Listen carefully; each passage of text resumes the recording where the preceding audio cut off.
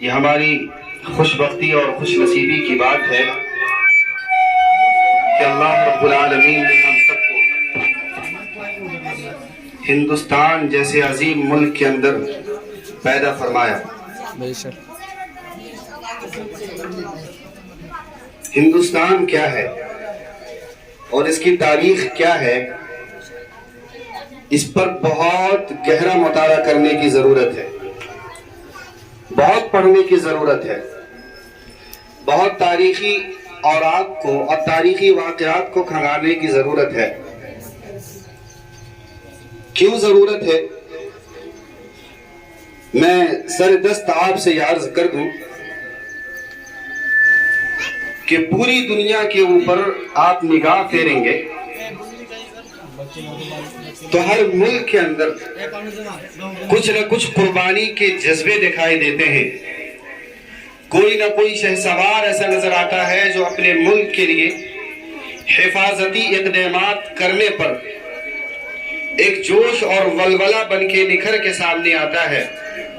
جس کی پوری زندگی اولو العزمی، جد و جہد اور کسر نفسی پر گزرتی ہے۔ لیکن یقیناً یہ بغیر مبالغہ آرائی کی بات ہوگی کہ جب آپ ہندوستان کی تاریخ کو پڑھیں گے تو یہاں کا ہر باشندہ، آزادی کے وقت کا ہر باشندہ، چھوٹا ہو یا بڑا ہو، مرد ہو یا عورت ہو، بچے ہوں کہ غلام ہوں، ہر ایک نے اپنے جوہر دکھائے تھے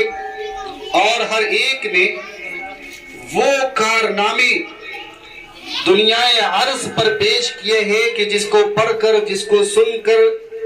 عقل انسانی حیرت زدہ ہے کہ آخر ہندوستان کی زمین میں وہ خاصیت کیا ہے کہ اس کے اندر ہر ایک آزادی کا ہیرو ہے۔ کوئی بھی غلامی کو پسند نہیں کرتا، کوئی بھی یہ نہیں سمجھتا کہ ہمارے اوپر کوئی راج کرے۔ جو بھی اگر کوئی انسان اس جملے کو لے کر کے اور اس اپنی طاقت کو لے کر کے، اپنے مال اور اپنے جذبے کو لے کر کے اٹھا کہ ہم ہندوستان کو غلام بنا لیں گے اور یہاں کے رہنے والے جو ہے دیش واسیوں کو ہم جو ہے اپنے زیر تسلط کے اندر لے لیں گے اور ہم ان پر راج کریں گے اور ان کے خونوں کو جو ہے پانی سے ارزاں سمجھ کر کے بہا دیا کریں گے، اور جو بھی اس طریقے کا معاملہ آیا تو یقیناً یہ بات یاد رکھ لیجئے کہ ہندوستان کا ہر باشندہ، چاہے وہ مدرسے سے تعلق رکھتا ہو، اسکول سے تعلق رکھتا ہو، کالج سے تعلق رکھتا ہو، یا جھوپڑ پٹی کے اندر رہنے والا ہو، فٹ پاتھ پر زندگی گزارنے والا ہو، اس نے اسی طرح کے جسموں کا کفن بنایا اور جھنڈے کو اپنے ہاتھوں میں تھاما اور اٹھنے کے بعد ایک آواز دی کہ نہیں، ہم وہ قوم ہیں جو غلامی برداشت نہیں کر سکتے، ہم وہ قوم ہیں جو غلامی کو کبھی نہیں سراہ سکتے، ہم وہ قوم ہیں جو آزاد ہیں اور آزادی ہی کو اپنا اوڑھنا بچھونا بناتے ہیں۔ یہ بات یاد رکھ لیجئے کہ یہ چلتا رہا،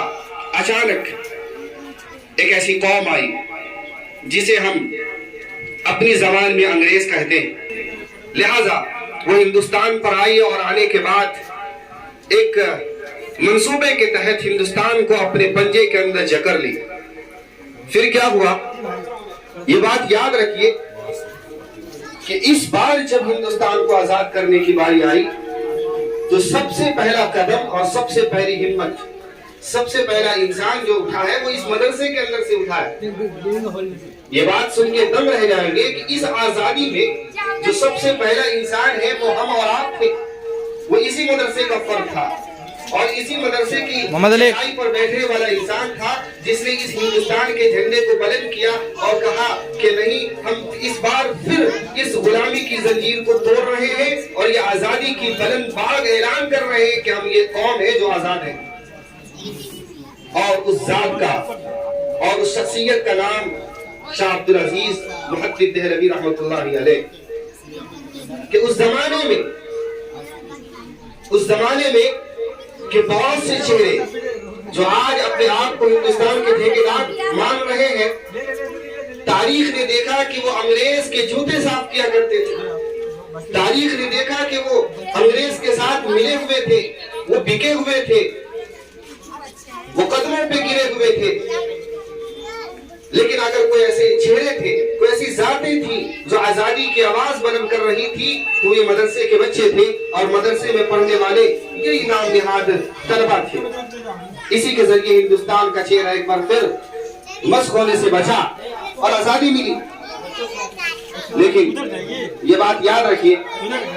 اور ہمیں یاد رکھنا چاہیے کہ میں آخری جملہ کہہ کے بات ختم کروں گا کہ ایک آزادی جو ہم کو مل چکی، ایک آزادی جو ہم کو مل چکی، لیکن ایک ذہنی آزادی کی ایک بار اور ضرورت ہے، بلکہ میں کہتا ہوں کہ آزادی کی اصل ضرورت ہے۔ لہٰذا میں التماس کرتا ہوں کہ تاریخ آزادی پر گہرا مطالعہ ہونا چاہیے، اپنے اسلاف کا اس کے اندر جو قربانیاں اور اس کے اندران کو بچانے کے لیے، ہندوستان کی سرزمین کو پاک کرنے کے لیے، غلامی کی زنجیر سے چھڑانے کے لیے ہمارے اسلاف، ہمارے انہی طلبہ نے جو کارنامے انجام دیے ہیں، انہی کاموں کو، انہی جذبوں کو دوبارہ لے کر کے ہم ہی طلبہ کو کھڑا ہونا ہے، تبھی جا کر کے یہ آزادی اور اس ہندوستان کی جو بقا، اس کا راز اسی کے اندر مضمر ہے۔ انہی باتوں پر باتوں کو ختم کروں گا۔ وآخر دعوانا الحمدللہ۔